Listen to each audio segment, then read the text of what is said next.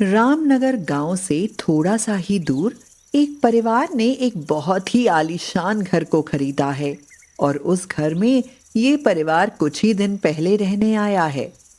देखो जी, इतना बड़ा और आलीशान घर हमें कितने सस्ते दामों में मिल गया। लोग बेवजह ही इस घर के बारे में अफवाहें फैलाते रहते थे। हम भी तो देखो कितने दिनों से रह रहे हैं। किधर है यहाँ भूत प्रेतों का साया? तुम्हारे रहते किसी भूत की क्या जरूरत। क्या कहा? मैं तुम्हें भूत प्रेत नजर आती हूँ? अरे बाबा, मैं तो मजाक कर रहा था। अच्छा ये बताओ, सौरभ किधर है? वो तो अपने कमरे में है। पर यह बात तो सच है कि लोग बेवजह ही अफवाहें फैलाते हैं। गांव का मुखिया उस दिन हमें कहता था कि इस घर में हमसे पहले 4 परिवारों की मृत्यु हो चुकी है। खैर छोड़ो, हमें क्या लेना देना। हम तो यहाँ बाकी की जिंदगी मजे से गुजारेंगे। हाँ सुषमा, तुम सच ही कहती हो। इतना बढ़िया और आलीशान घर मैंने तो अपनी पूरी जिंदगी में कहीं नहीं देखा, और कितने कम दामों में मिल गया। अच्छा चलो, तुम सौरभ के कमरे में जाकर देखो, आखिर वो करता क्या है कमरे में अकेला। उधर एक भूत सौरभ के कमरे में सौरभ से कुछ बात कर रहा होता है। मेरे साथ चल। तुम बहुत डरावने हो, मैं तुम्हारे साथ नहीं चलूंगा। भूत और सौरभ आपस में बात कर ही रहे होते हैं कि सुषमा सौरभ के पास पहुंचती है। सौरभ, किससे बात कर रहे हो? ये अंकल रोज मुझे अपने साथ चलने को कहते हैं। यहाँ पर तो कोई भी नहीं है। चलो अब चुपचाप सो जाओ, नहीं तो फिर से स्कूल के लिए देर हो जाएगी। पर माँ, यहाँ एक अंकल अभी तो थे, पता नहीं कहाँ चले गए। मैं तेरी माँ हूँ, मुझे सब पता है। स्कूल की छुट्टी करने के लिए ड्रामे कर रहा है। देर से सोएगा और फिर सुबह उठेगा नहीं। चुपचाप सो जा, नहीं तो 2 चांटे लगाऊंगी, दिमाग ठीक हो जाएगा। अरे क्या हुआ सुषमा, क्यों डांट रही हो इसे? पता नहीं कैसी बहकी बहकी बातें कर रहा है। कहता है कि एक अंकल हैं और वो इसे अपने साथ ले जाने के लिए कहते हैं। बताओ जरा, स्कूल ना जाने के लिए कैसे बहाने बना रहा है। सुमित और सुषमा सोने चले जाते हैं, लेकिन अगली रात फिर से वही भूत सौरभ के पास आता है। अरे अब तो चल मेरे साथ। देख, तेरे माँ बाप भी तेरे से प्यार नहीं करते। मेरे साथ चल, वहां तुझे रोकने टोकने वाला कोई नहीं होगा और ना ही कोई तुझे डांटेगा। सौरभ पहले तो कुछ देर सोचता है, लेकिन बाद में वह भूत के साथ चलने के लिए तैयार हो जाता है। भूत सौरभ का हाथ पकड़कर उसे अपनी दुनिया में लेकर चलने लगता है। पीछे मुड़कर मत देखना, तुम मेरे साथ चलो। भूत सौरभ का हाथ पकड़कर उसे अपनी दुनिया में लेकर चला जाता है, जहां पर सौरभ बड़े ही भयानक भयानक सी चुड़ैलों और भूतों को देखता है।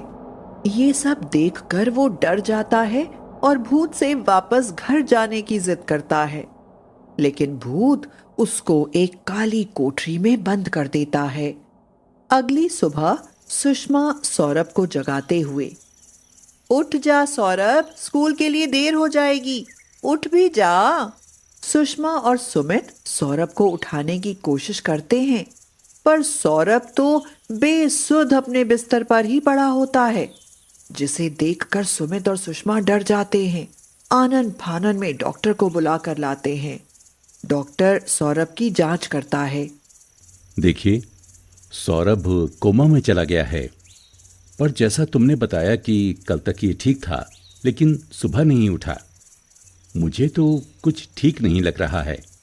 खैर, कुछ दवाइयाँ देता हूँ, उम्मीद है कि ये जल्दी ही ठीक हो जाएगा।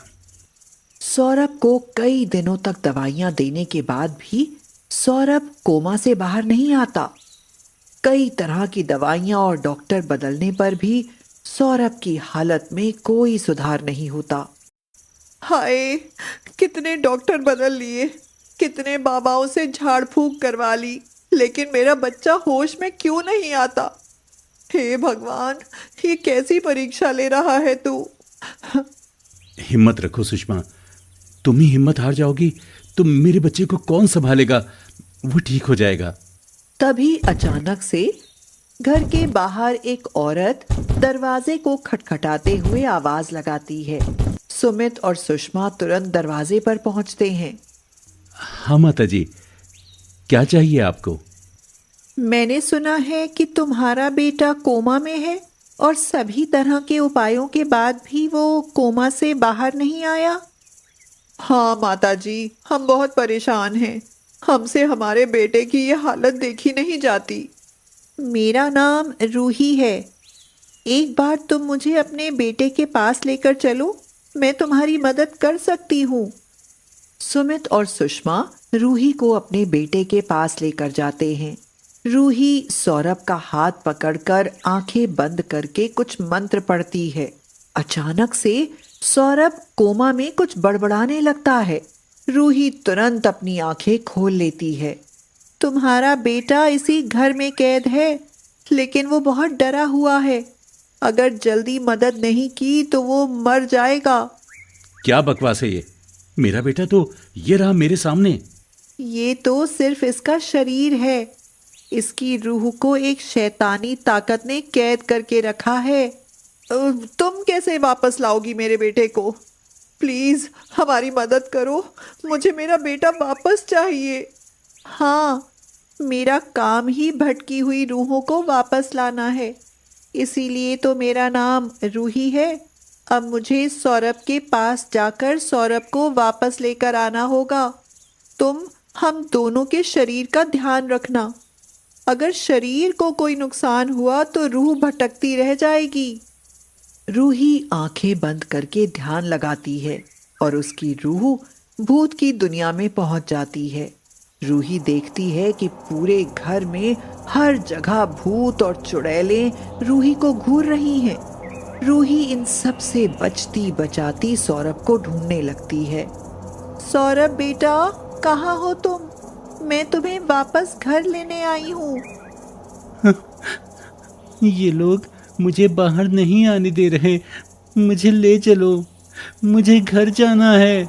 रूही सौरभ को एक अंधेरी कोठरी में ढूंढ लेती है और सौरभ का हाथ अपने हाथ में पकड़कर चलने लगती है।